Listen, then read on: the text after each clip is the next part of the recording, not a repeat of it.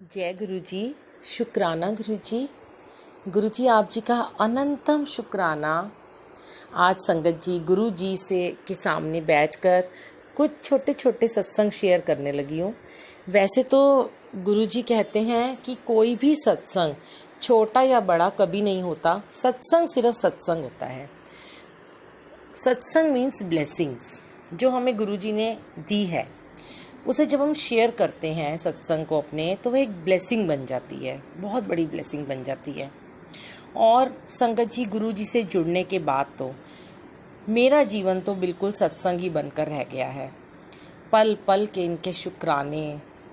कोई ऐसा दिन नहीं, कोई ऐसी घड़ी नहीं जब सत्संग ना होता हो।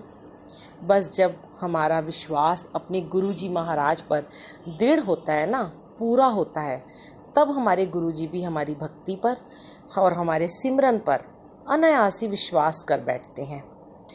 अभी गुरुजी को ऐसा लगने लगता है कि ये मेरा भक्त, मेरी संगत मुझ पे जितना विश्वास करती है, तो मैं इस पे उससे भी ज़्यादा विश्वास कर सकता हूँ, कि गुरुजी हमें उस लायक बना देते हैं।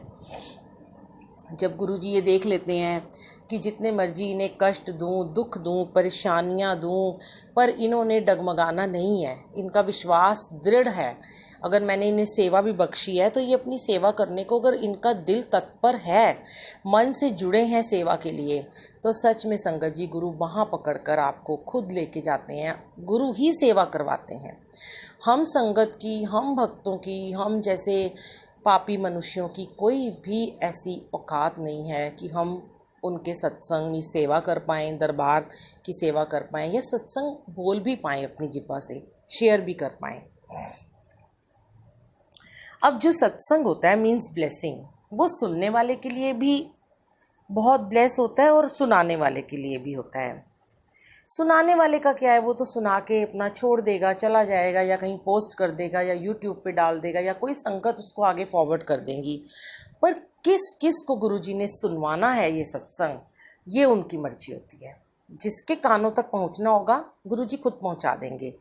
इसीलिए मुझे तो गुरुजी हमेशा एक ही हुक्म देते हैं कि तू बस सत्संग लिखा कर मेरे सामने बैठ कर, और मैं जो डिक्टेट करूँगा तू लिख और उसे पोस्ट कर, और तू उसे अपनी वॉइस में डाल।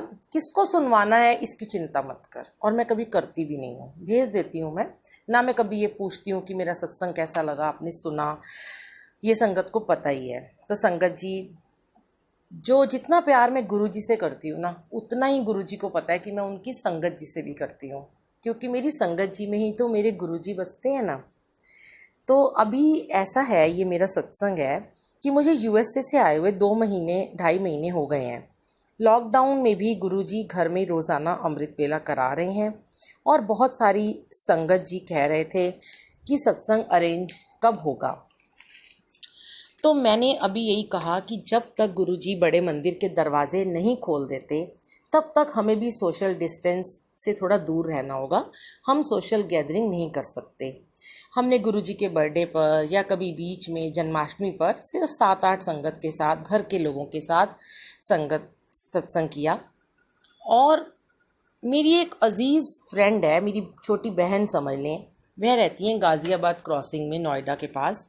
तो वो मुझे हमारे घर आई, तो बर्थडे वाले दिन उन्होंने कहा कि बुलबुल आंटी आप हमारे घर 31 तारीख को सत्संग कर दोगे, आके सेवा कर दोगे। अब गुरु महाराज है, मैंने उनसे कहा कि सत्संग में कितने लोग होंगे, तो उन्होंने कहा सिर्फ हम घर के 5-6 लोग हैं, बस मेरी मम्मी है, मेरे हस्बैंड है, मेरा बेटा और मेरी एक भाई होगा, तो आप आ जाना। तो मैंने कहा गुरुजी अब सेवा दे रहे हैं तो चलो कोई बात नहीं। अब बहुत कम संगत के साथ सत्संग अपने घर में जैसे करती हूँ, उनके घर दरबार लगा दूंगी मैं। तो संगत जी मैं जब वहाँ जाती हूँ तो वैसे मैं ड्राइव करके जाती हूँ खुद, और उस दिन भी मुझे ड्राइव करके जाना था। पर मुझे ड्राइव करते हुए गुरुजी को पता है कि मुझे बहुत नींद आ जाती है। चोला मेरे पास था, गुरुजी के बर्तन थे, और भी सामान था, पेन ड्राइव भी बना रखी थी। तो मैंने सोचा कि मैं कार से जाऊंगी, तो अपने ड्राइवर को भी बुला लिया और अपने अंकल को बोला कि आज ड्राइवर को भेज देना। पहले तो उन्होंने थोड़ा नान नुकुर की कि हमारे ड्राइवर को थोड़ा काम है, पर फिर वह मान गए। तो हमने वेट करते रहे। ड्राइवर का 11:30 बजे फ़ोन आया कि मैं नहीं आ सकता, मेरे को कुछ बैंक में अचानक से काम पड़ गया है। तो मैंने फिर गुरुजी को कहा, गुरुजी अब देखो गाड़ी तो खुद चलानी पड़ेगी और आपको पता है कि मुझे वापसी में बहुत नींद आती है। मैं 2 घंटे की ड्राइव एक तरफ की जाते हुए तो कर लेती हूँ, पर आते हुए मुझे बहुत नींद के झोंके आते हैं। अब आप बताओ, आपका हुक्म है ड्राइवर का नहीं आना तो फिर मैं चली जाती हूँ। तो मैंने अपने गाड़ी में सारा घर के लड़के से बोल के सर्वेंट से सामान रखवा दिया, और जैसे ही मैं गाड़ी स्टार्ट करने लगी, गाड़ी स्टार्ट ही नहीं हुई। पहली बार ऐसा हुआ कि कहीं जा रही हूँ और गाड़ी नहीं स्टार्ट हो रही। गाड़ी बिल्कुल ठीक थी आज से पहले। तो मेरे बेटे और अंकल आके मुझे मना करने लगे कि देखो गुरुजी नहीं चाहते तुम्हें वहाँ बुलाना सेवा में, तुम आज मत जाओ इतनी दूर गाड़ी चलाकर, क्योंकि पहले तो देखो तुम्हारे को ड्राइवर ने मना कर दिया और अब तुम्हारी गाड़ी ख़राब हो गई। तो संगत जी, मैं ना ऊपर आई और मैंने अपने घर के उसी लड़के को, सर्वेंट को क्या, उसे बोला कि तुम किसी मैकेनिक को बुला के लाओ, मैं इन लोगों को तो नहीं बोलूँगी। मेरे अंकल को और मेरे बेटे को कहीं पे बहुत ज़रूरी मीटिंग में निकलना था। उन्होंने मेरी कोई हेल्प भी नहीं करी और वो चले गए, और मैंने मैकेनिक को बुलाया और फिर मैकेनिक आके पूरी गाड़ी खोल के बैठ गया। वह बोला कि इसकी बैटरी चली गई है। तो उसके बाद वो काफ़ी देर तक तो लगा रहा। उसी बीच मैंने जिन आंटी के घर में जाना था मेरी फ्रेंड के, मैंने उन्हें कॉल किया कि आंटी मैं गाड़ी में सारा सामान रख चुकी थी, पर आज गाड़ी अचानक से ख़राब हो गई है, पर मैं कैसे भी करके कोशिश करके आऊँगी। बहुत भयंकर गर्मी थी उस दिन। मैं आकर ऊपर बैठ गई गुरुजी के रूम में, एसी चलाया और मेरे अश्रुधारा बहने लगी। मैंने कहा, गुरुजी सेवा पहले आपने दी, आज से 20 दिन पहले अपने बर्थडे पे आपने ये सेवा बुक करवाई थी सत्संग की, सारी तैयारियां भी हो गई थी। अब ये लोग कह रहे हैं कि मत जा, आपका हुक्म नहीं है। मैं कैसे ना मानूं कि आपका हुक्म नहीं है, मुझे तो ये सेवा करनी है। अब मुझे नहीं पता आप मुझे कैसे लेकर जाओगे। वो उसने भी मेरी इंतज़ार कर रही है, चोला भी मेरे पास है, सब कुछ सामान मेरे पास है, आप कैसे भी मुझे लेके जाओ, मुझे तो इस सेवा में जाना है। और मैं बहुत रोई। इतने में उस आंटी का दोबारा से फ़ोन आया कि आंटी अगर आपकी गाड़ी ठीक नहीं होती ना तो आप कैब करके आ जाना। तो मैंने कहा चलो मैं देखती हूँ। मैंने अपने बेटे से बोला कि कैब का पता कर, क्योंकि मेरे फ़ोन में कैब बुक नहीं होती है। तो मेरा बेटा बोला कि 900 रुपीज़ लगेंगे। मैंने कहा गुरुजी क्या पता आप कौन से कर्म कटवा रहे हो, पैसे किराया इतना देकर मुझे भेजना चाहते हो। तो मैंने उसको बोला कि चल मैं तुझे अभी बताती हूँ, थोड़ी देर में गाड़ी अगर नहीं ठीक होती तो तू मेरी कैब बुक कर देना। तो इतने में मैंने उन आंटी को बोला कि ठीक है, अगर गाड़ी नहीं ठीक होगी तो मैं आंटी कैब से आ जाऊँगी। तो वो आंटी बोली कि आंटी आपकी कैब हम यहीं से बुक करा देंगे, आप चिंता मत करो, आप आराम से आ जाओ। तो मैकेनिक जो था वो बैटरी लेके चला गया और बहुत देर हो रही थी। 3 बजे का सत्संग था, मुझे 12 साढ़े 12 घर में ही बज गए थे और 1.5-2 घंटे का रास्ता था। और फिर उसके बाद आंटी के हस्बैंड ने मेरी कैब बुक कर दी। तो मैंने सोचा कि ठीक है कोई बात नहीं, इन्होंने बुक करी है, मैं वहाँ जाके इसके पेमेंट मैं कर दूँगी। और संगत जी जैसे ही मैं गाड़ी में बैठी, मैं वैसे ही बहुत परेशान थी और थोड़ी फ्रस्ट्रेटेड हो रही थी, मूड थोड़ा मेरा ऑफ हो रहा था, मंत्र जाप चला रखा था। गाड़ी में बैठते ही ना एसी चला और बड़ा अच्छा उसका सूदिंग एसी था और मुझे नींद आ गई। मैं सो गई, मंत्र जाप चलता रहा। नोएडा आने वाला था, आधा घंटा पहले मैं उठी, मेरी नींद खुली और मैंने कहा गुरुजी आज तो आपने मुझे बड़े प्यार से सुला के लेके आए हो।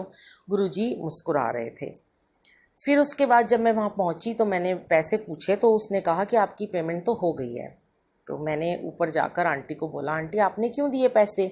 आंटी ने बोला कोई बात नहीं बुलबुल आंटी, एक तरफ के आप दे देना, एक तरफ के हमने दे दिए। मैंने कहा आंटी मैं आ सकती थी, मेरे को इतना दिया गुरु महाराज ने। तो उन्होंने बोला नहीं नहीं कोई बात नहीं, अब तो दे दिए। तो ठीक है, फिर हम ऊपर पहुँचे और वो आंटी बहुत खुश हो गई कि नहीं आपको गुरुजी ने बुला लिया, मेरा बहुत मन था कि आप ही आके दरबार की सेवा करोगे। मैंने कहा आंटी गुरुजी बहुत मेरी परीक्षा लेते हैं, पहली बार आज मेरी गाड़ी भी ख़राब कर दी और ड्राइवर को मना भी कर दिया, और उन्हें पता है कि मैं गाड़ी नहीं चला सकती। तो देखो महाराज ने मेरा कितना ख्याल रखा कि मुझे एसी वाली कैब में सुला के लेके आए हैं। आराम से तू जा, तू फ्रेश होके वहाँ जाके सेवा कर। दरबार लगाया, बहुत सुंदर दरबार लगा, रंगोली बनाई, कड़ा प्रसाद के लिए एक अंकल को बुलाया था, उन्होंने सेवा कर ली, सब कुछ हो गया। पूरे टाइम पे अपना सत्संग स्टार्ट हुआ। सत्संग ख़त्म होने के बाद शुक्राना किया, थोड़ा सा डांस किया, उन्होंने केक काटा गुरुजी के बर्थडे का कि आज आखिरी 31 जुलाई है तो हम ये आखिरी महीने का आखिरी दिन है, हम आज केक भी काटेंगे। ठीक है जी। उसके बाद हम घर आने लगे तो मैंने आंटी ने मेरी कैब बुक करा दी। मैंने कहा आंटी अब आप बिल्कुल पेमेंट मत करना, मैं खुद पेमेंट करूँगी। तो उनका जो छोटा सा बेटा था 7-8 साल का है, तो वो बहुत मुझे प्यार करता है और वो कहने लगा नहीं नहीं बुलबुल आंटी, आपकी कैब के पैसे तो मेरे पापा ही देंगे। मैंने कहा नहीं बेटा, ऐसा नहीं हो सकता। मैंने आंटी को बहुत, अंकल को ज़िद की कि आप बिल्कुल पेमेंट मत करना, मेरी आपसे रिक्वेस्ट है।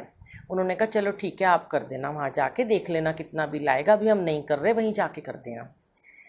मैं अपना बैठी गाड़ी में सामान रखा और उसके बाद गाड़ी में बैठते ही मैं फिर सो गई। और फिर मैं जब अपने घर के पास पहुँची तो मैंने कहा गुरुजी आप तो मुझे फूलों की तरह ले गए, फूलों की तरह वापस ले आए हो, मुझे गाड़ी भी नहीं चलाने दी। आपको पता था कि मुझे नींद आ जाती है, तो आपने मुझे गाड़ी भी नहीं चलाने दी और आपने ड्राइवर को भी मना कर दिया क्योंकि आपको उस दिन हमारी गाड़ी की सेवा ही नहीं लेनी थी। मैं घर के नीचे उतरी, भैया से मैंने पूछा कितने पैसे हुए, तो उसने जब अपना मीटर वो बंद किया अपना फ़ोन का, वो मोबाइल का, तो कहने लगा आंटी आपकी पेमेंट हो चुकी है।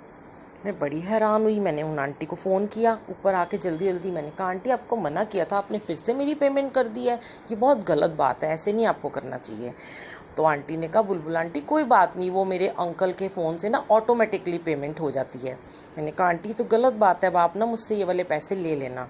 तो उनके हस्बैंड बोलने लगे नहीं नहीं हम ऐसे बिल्कुल नहीं लेंगे। क्यों लेंगे, हम तो गुरुजी के सत्संग था तो हमारे घर आई थी। मैंने कहा तो आंटी क्या हो गया, मैं तो अपनी गाड़ी से भी आती ना, तो क्या मैं आपसे पेट्रोल के पैसे लेती हूँ। कहते नहीं नहीं आप तो हमेशा ही आते हो, क्या हो गया आज आपको गुरुजी ने हमारे से सेवा लेके बुलाया। फिर मैंने कहा अच्छा आंटी चलो अब मैं जब भी नोएडा आऊँगी मैं आपके बेटे के लिए कुछ छोटा सा गिफ्ट लेके आऊँगी, मेरे पे तो बहुत बड़ा कर्ज हो गया ये। मैं ऊपर आई, बैठी, गुरुजी को मत्था टेका और बहुत रोई बहुत रोई। मैंने कहा गुरुजी आप कितने जानी जान हो, आपने पहले ड्राइवर को मना कर दिया, फिर आपने मेरी गाड़ी ख़राब कर दी क्योंकि आप ये चाहते थे कि मैं आराम से बैठ कर जाऊँ। और मैं उस संगत जी एक दिन पहले रात को मैं बिल्कुल सोई नहीं थी, उस दिन मुझे नींद नहीं आई थी। सुबह 6 बजे तक मैं नहीं सोई थी और मैं 8 बजे उठ गई थी, 2 घंटे सिर्फ मैं सोई थी।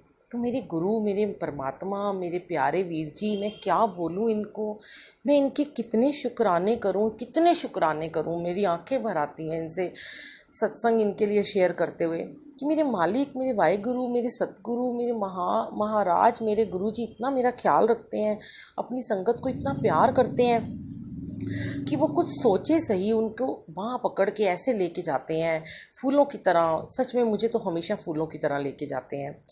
अनंतम अनंतम अनंतम शुक्राना मेरे मालिक। मैं, आप मेरे रब हो, मेरे प्यारे हो, मैं क्या बोलूँ, मेरे लिए तो आप क्या हो, मेरी तो पूरी दुनिया हो आप। और आप कभी भी अपने संगत को लेट डाउन नहीं होने देते हो, आप कुछ भी नहीं सुनने देते हो कि हाँ कोई बोले कि नहीं कि तुम किराया खर्च करके गए। समझ में नहीं आता मैं क्या बोलूँ आपको। तो गुरुजी आप जी का लख लख लख लख लख लख शुक्राना, अनंतम शुक्राना मेरे मालिक।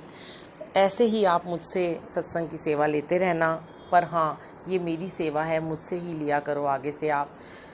मुझे आपने बहुत दिया है मालिक ने कि मुझे किसी की ज़रूरत नहीं है, मैं ये सेवा खुद करना चाहती हूँ। गुरुजी इतना दीजिए कि बस मैं आपकी सेवा में हमेशा हाजिर रह सकूं और मुझे स्वस्थ रखकर आप अपनी सेवा लेते रहना।